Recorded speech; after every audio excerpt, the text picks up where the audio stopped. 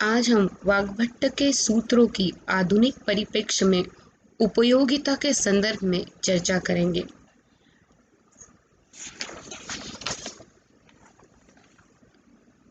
लगभग 3,500 वर्ष पूर्व भारत में महर्षि वाग्भट हुए, जिन्होंने मनुष्य जीवन स्वस्थ व निरोगी रहे इस हेतु अपना पूरा जीवन आहार, आरोग्य तथा चिकित्सा संबंधी संशोधन में व्यतीत किया।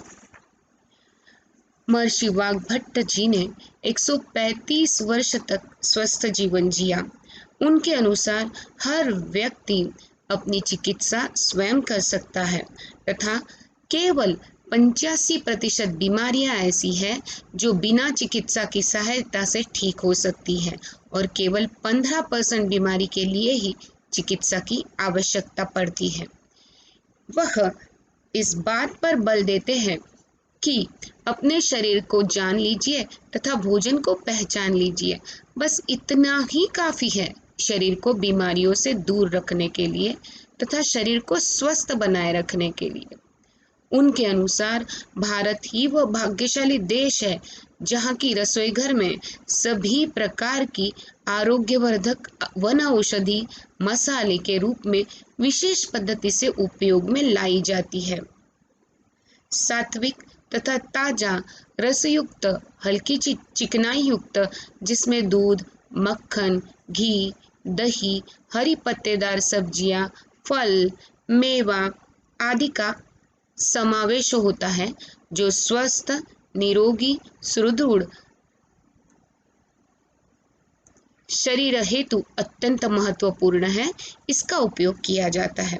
उनके अनुसार भोजन में शरीर की सातों धातुएं जैसे रस, रक्त, मांस, मेद, हड्डी, मज्जा व शुक्र आदि का निर्माण का समर्थ होता है और इसीलिए भोजन में षड्रस की मधुरता, अम्लता, लवण, कटु, तिक्त और कषाय यह 6 रस मिलने अति आवश्यक है।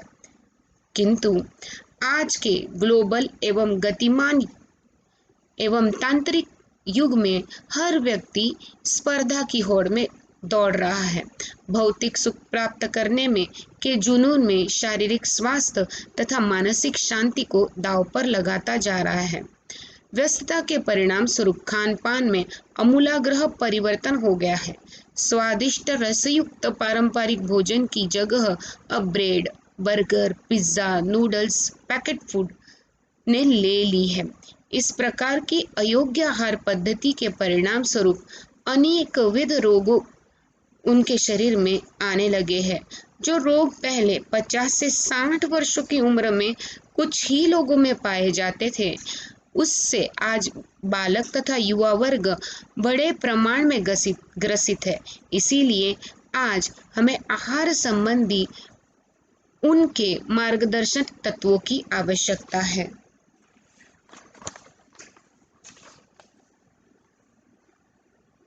आज के परिप्रेक्ष्य में अपनाने हेतु वाग्भट जी ने 2 ग्रंथों में 7,000 सूत्रों का वर्णन किया।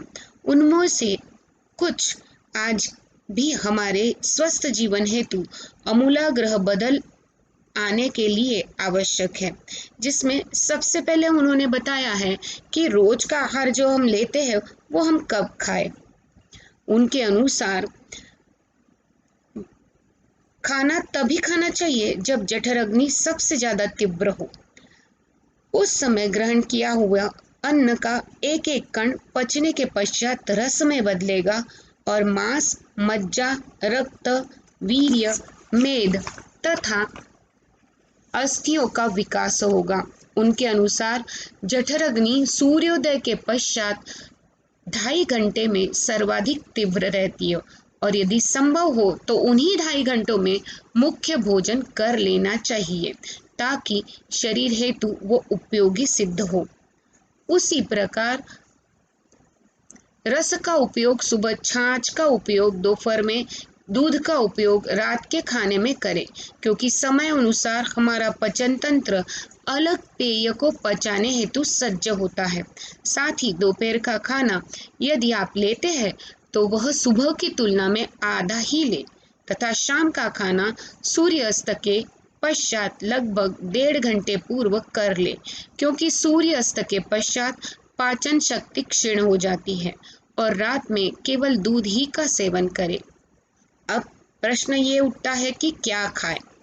तब वाग्भट्ट जी ये बताते हैं कि खाने में ताजा रसयुक्त हल्की चिकनाई युक्त दूध, मक्खन, घी, दही, हरी पत्तेदार सब्जियां, फल, मेवा, गुड़, रस, छाछ आदि सात्विक भोजन का समावेश किया जाए।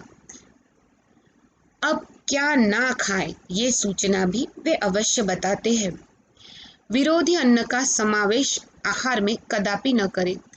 ये अनेक रोगों की जननी है, जैसे प्याज, दूध, खट्टे फल, शुद्ध घी तथा शहद, उड़द दाल तथा दही, दूध, दही, कटहल और दूध का प्रयोग एक साथ ना करें, द्विदल तथा दही का प्रयोग एक साथ ना करें।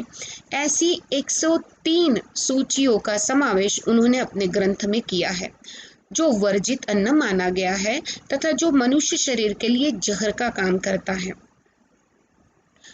अब कैसे खाएं, ये महत्वपूर्ण बात है।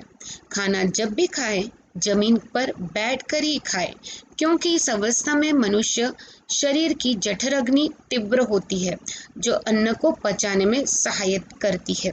कुर्सी पर बैठकर खाते हैं तो उस समय आधी तथा खड़े होकर खाते समय बिल्कुल कम हो जाती है, जो पाचन संबंधी अनेक गंभीर बीमारियों को निमंत्रण देती है। अब इसी के साथ वाग्भट्ट जी यह भी स्पष्ट करते हैं कि खाने के संदर्भ में किन किन नियमों का पालन करें। उनके अनुसार खाना बनने के 48 घंटे में ही उसका उपयोग कर ले, क्योंकि तत्पश्चात उसका पोषण मूल्य आधा ही हो जाता है। 24 घंटे के पश्चात वह पूरी तरह से नष्ट हो जाता है। उसी प्रकार गेहूं के आटों का उपयोग पीसने के बाद 15 दिनों में ही कर लेना चाहिए। बाजरी, ज्वारी तथा चने के आटे का उपयोग 7 दिन में ही कर लेना चाहिए। साथ ही खान पान भौगोलिक परिस्थिति तथा ऋतुमान के अनुसार होना चाहिए, इस पर विशेष ध्यान देना चाहिए, क्योंकि मनुष्य की शरीर यंत्रणा भौगोलिक तापमान तथा ऋतु अनुसार कार्य करती है। अतः इसके समय रूप ही भोजन ले, जो पचने में सरल होता है। वात को नियंत्रित रखने के लिए भोजन में शुद्ध तेल, पित्त को नियंत्रित रखने के हेतु गाय का घी तथा कफ को नियंत्रित रखने के हेतु गुड़ या शहद का उपयोग वे बताते हैं। साथ ही ब्रह्म मुहूर्त में समय उषापान का अधिक महत्व वे बताते हैं, क्योंकि सुबह की लार में 118 महत्वपूर्ण आवश्यक तत्व है, जो शरीर को निरोगी रखते हैं हेतु अत्यंत महत्व है, तथा सुबह उठने के पश्चात बिना मुंह धोए पानी सीप सीप करके पीने की सलाह व देते हैं, जिससे अनेक विध रोगों का उससे बचाव हो पाता है। दोपहर के भोजन के पश्चात 20 मिनट विश्रांति अर्थात वामकुक्षी अवस्था लेने की सलाह उन्होंने दी है, जिससे सूर्य नाड़ी सक्रिय हो जाती है और सारा भोजन पच जाता है। खाना ग्रहण करते समय चित्त व मन को शांत रखने की भी सलाह उन्होंने दी है। इस प्रकार से पारंपरिक आहार पद्धति निरोगी तथा सुदृढ़ जीवन शैली का मूल मंत्र है।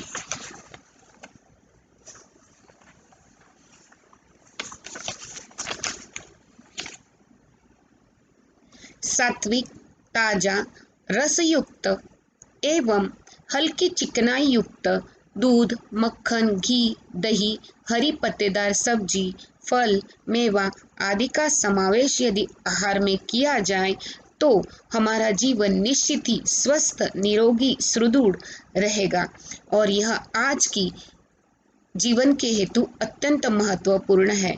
इन्हीं के उपयोग द्वारा हम रोग से बचाव हो सकेगा।